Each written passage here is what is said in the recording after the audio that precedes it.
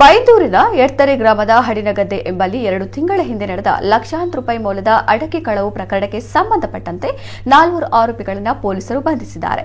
ದಕ್ಷಿಣ ಕನ್ನಡ ಜಿಲ್ಲೆಯ ಕಡಬ ತಾಲೂಕಿನ ಬಾಳ್ತಿಲ ಗ್ರಾಮ ನೂಜಿ ಮಾವಿನಕಟ್ಟೆಯ 35 ವರ್ಷದ ಸಂತೋಷ್, ಬಡ್ಕಳ ಗುಂಡ್ಬಿ ನಿವಾಸಿಗಳಾದ ಧಾರವಾಡ ಮೂಲದ 31 ವರ್ಷದ ಶಾನೂರ್ ಬಾಬುಲಾಲ್ ನವಾಜ್, 26 ವರ್ಷದ ಕ್ವಾಜಾ ಮೊಹಮ್ಮದ್, 27 ವರ್ಷದ ಸಾದಿಕ್ ರನ್ನ ಬಂಧಿಸಲಾಗಿದೆ.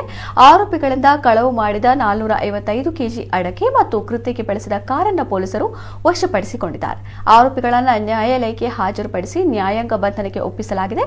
ಹಡಿನಗದ್ದೆಯ ಮಸೂದ್ ಪಟೇಲ್ ಎಂಬುವರು ತನ್ನ ತೋಟದಲ್ಲಿ ಬೆಳೆದಿದ್ದಂತಹ ಸುಮಾರು 200 ಚೀಲ ಒಣಗಿಸಿದ ಸಿಪ್ಪೆ ಅಡಕೆಯನ್ನ ಗೋಡೌನ್ನಲ್ಲಿ ಇಟ್ಟಿದ್ದರು. ಮೇ 15 ರಿಂದ ಮೇ 22ರ ಮಧ್ಯಾವಧಿಯಲ್ಲಿ ಕಳ್ಳರು ಗೋಡೌನ್ನ ಬೀಗ ಮುರಿದು ಒಳನುಗ್ಗಿ ಒಟ್ಟು 5.60 ಲಕ್ಷ ರೂಪಾಯಿ ಮೌಲ್ಯದ ಅಡಕೆಗಳನ್ನು ಕಳವು ಮಾಡಿಕೊಂಡು ಹೋಗಿರುವುದಾಗಿ ದೂರಲಾಗಿತ್ತು. ಅದರಂತೆ ಈ ಬಗ್ಗೆ ಬೈಂದೂರು ಪೊಲೀಸ್ ಠಾಣೆಯಲ್ಲಿ ಪ್ರಕರಣ ದಾಖಲಾಗಿತ್ತು.